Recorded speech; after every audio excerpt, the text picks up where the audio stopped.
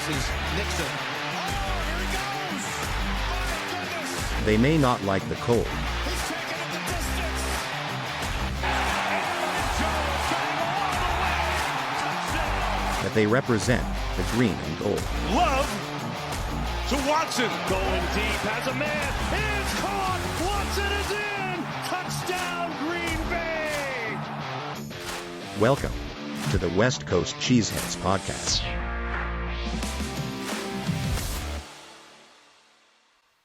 Welcome, Packer family, to another episode of the West Coast Cheeseheads podcast. As you know, I'm your host, Mateo, alongside with my co-host, Joe, and thank you for joining. So in this episode, we're going to be going over this upcoming Week 8 game against the Minnesota Vikings.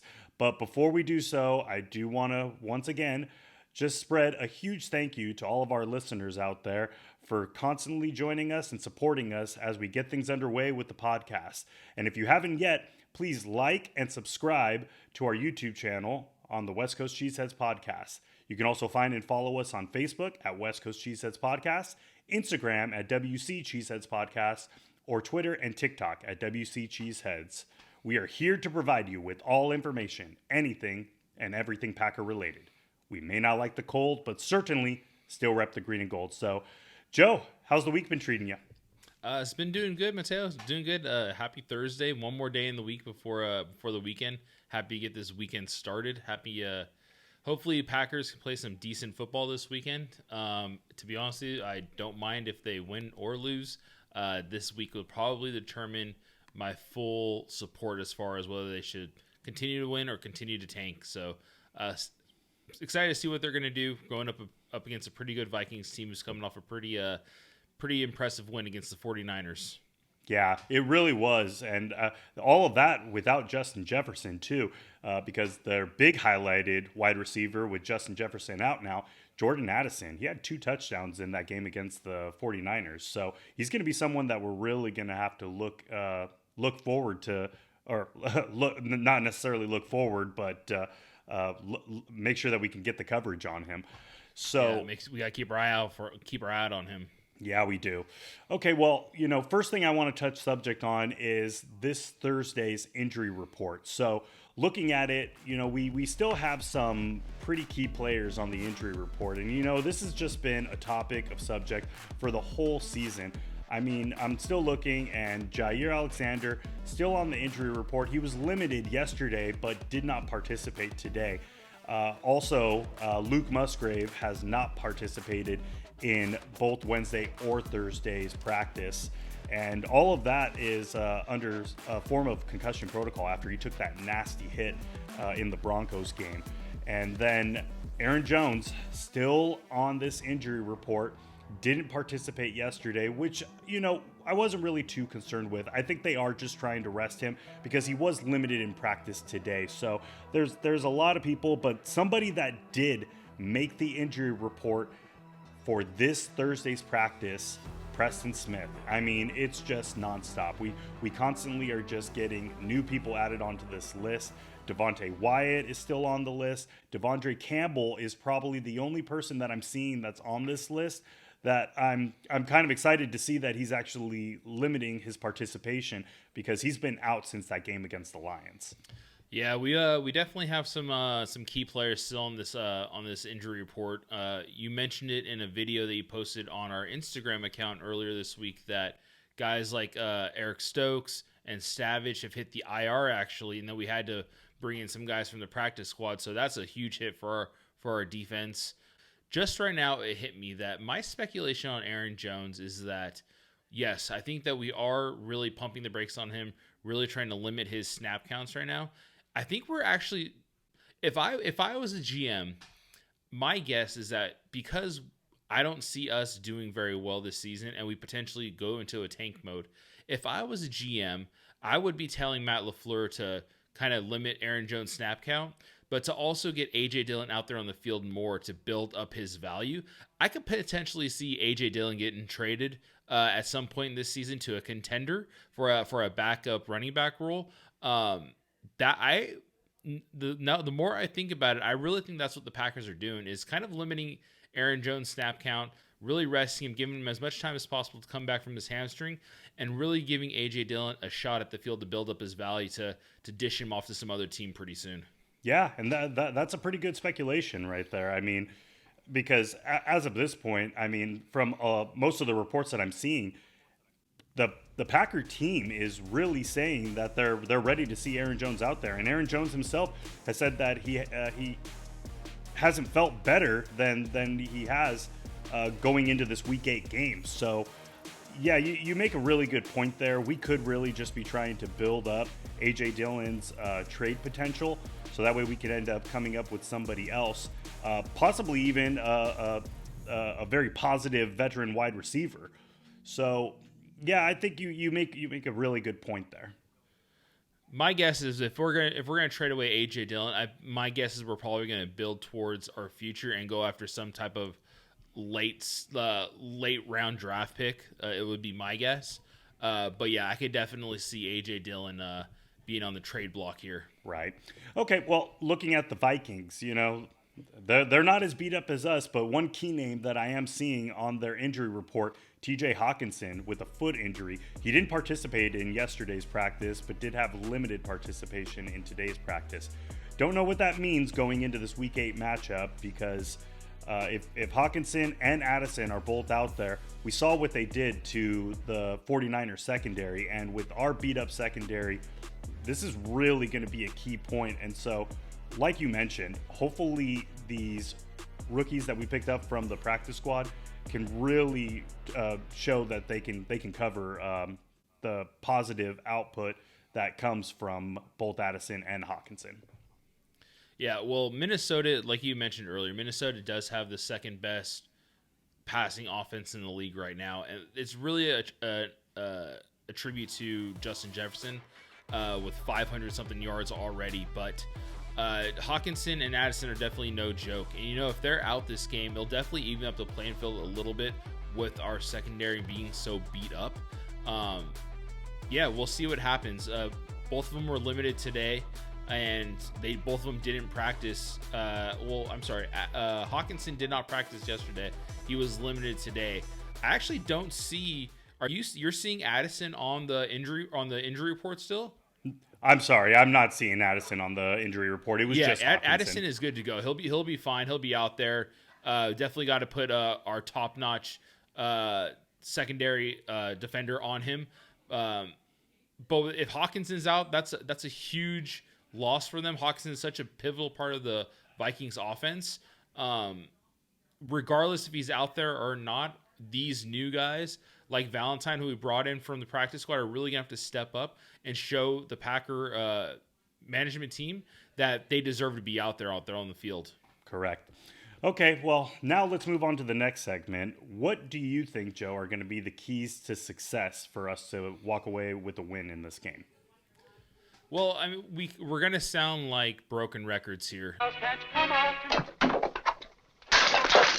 The keys to success for the Packers is Jordan Love stepping up and playing football like an NFL quarterback plays football. He needs to make better reads. He needs to be quicker with the ball. He needs to be confident with the ball, and he needs to make some good decisions out there. Be confident out there. Don't be scared. Be comfortable in the pocket, and really show off that arm. You have nothing to lose at this point. Just go out there and prove yourself. Show us why you were valued where you are for the Packers to take you in the draft. And secondly, our secondary and our defense is going to really have to step up. We said it multiple times already with these guys out. The new guys are going to have to step up. Our defense has been playing great this entire season. If they can step up this game, if these new guys can play the ball like they're capable of playing, and we can make some stops out there, Packers might have a chance. That again goes back to if Jordan Love could actually play some decent football. So Jordan Love playing good football and our defense stepping up is going to be the two keys victory for the Packers this week. Yeah, and it's like you mentioned. I mean, it's pretty much a wash, rinse, repeat, because we're just trying to see what is actually going on with Jordan Love. We want him to be able to perform well, and we want him to be able to make some big time connections with this high class wide receiver group. I know we've got some rookies that are out there with Jaden Reed and 2-year vet Christian Watson and Romeo Doubs, but with them out there, we've really got something special. And so I'd really like to see something happen with Jordan Love this time around. And our offensive line is going to have to be able to hold off the Vikings defense so that way it doesn't create so much pressure for him as well. But with that being said, another key point, which we already kind of brought up, Aaron Jones, okay? I mean, if Aaron Jones is out there and we can actually get some more snap count out of him, I think that we have a good chance at being able to move the ball and getting some points on the board. We need to score in the first half, okay? and that is going to be a key to success because as of right now, we're not seeing that. And so if we can create some points early on in the game, then we're not going to be, backpedaled and try to come back in this game like we have the last 3 games. So yeah, those are my two key points right there. We want to see something out of Jordan Love. We need to run the ball and 3 points. We need to put some points on the board in the first half. I wanna propose a question to you. Is this game against the Vikings? Is this Jordan Love's make or break game? Is this his last chance before Matt LaFleur looks elsewhere for quarterback and maybe brings in Clifford to be the starter? It's a good question, but at this point, being that they have a 2-4 record, if they walk away with a win in this game, it's going to continue to move forward and they're going to keep on going. I mean, we are still considered early on in the season, okay? I mean, we haven't hit the halfway point. We're just about there, but we haven't hit the halfway point yet. But if we do get a loss in this game, I still don't necessarily see them swapping Love out for Clifford because if anything, it might be like you ended up saying. We might just end up tanking this season, and having Love out there is only going to be able to see if they can continue to move forward with him because he's going to continue to compete. He will continue to compete, and he's only going to become more familiar with what it's like to play on a professional level as a starting quarterback. So, yeah, my answer is probably no on Clifford.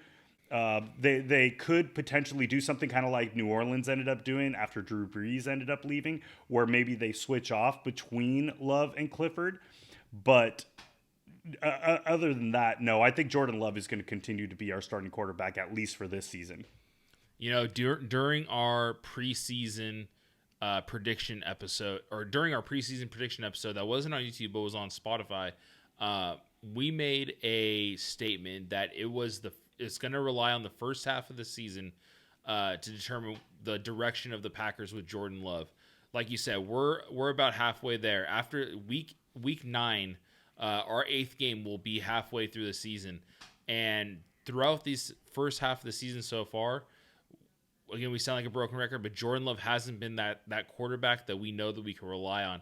If it's not this game, in my opinion, the make or break game is definitely the next game, next week. So look for, in my eyes, if Jordan Love doesn't have a good game this week or next week, look for some changes to be made.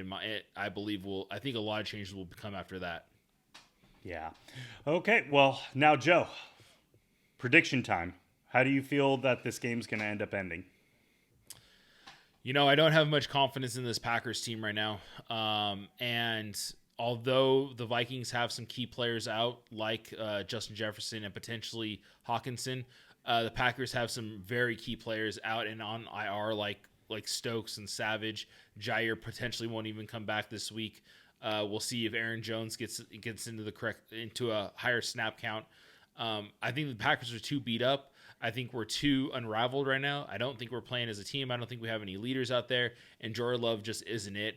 I don't see the Packers game past the Vikings. I actually see this being a rout. My guess is going to be something like 34-17. Wow, you feel like it's going to be that bad.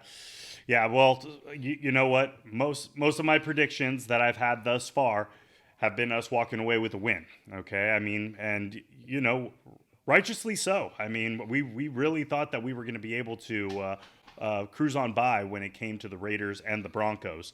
But yeah, this team hasn't really shown us that they are at an NFL caliber level to be able to compete against some of these top-notch teams. And after the Vikings' performance against the 49ers, and with how bad our secondary is currently right now, I do see us walking away with a loss. And I want to say that even when we went through our breakdown of the season, I had this game listed as a loss, but really looking at how the season's ended up going, yeah, I see us not winning this one. My final score prediction is actually 21-10. Wow. What a hole. Oh, you think our offense is going to be that bad again? Yeah. So we're progressively getting worse. Yeah. And I know it's hard to hear, listeners, because we want to cheer for this team, and I'll continue to cheer for this team because I do bleed green and gold. But as of right now, this is just the way that I'm seeing it.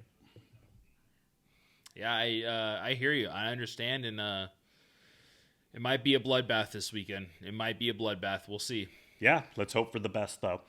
All right, listeners. Well, that does it for this episode. Thank you all again so much for listening. And if you haven't yet, please smash and like and subscribe on our YouTube channel, West Coast Cheeseheads Podcast. You can also find and follow us on Facebook at West Coast Cheeseheads Podcast, Instagram at WC Cheeseheads Podcast, and Twitter or TikTok at WC Cheeseheads. We truly appreciate it and thank each of you for joining us on the West Coast Cheeseheads Podcast. We may not like the cold, but certainly still rep the green and gold. Go Pack Go. See you in a few days.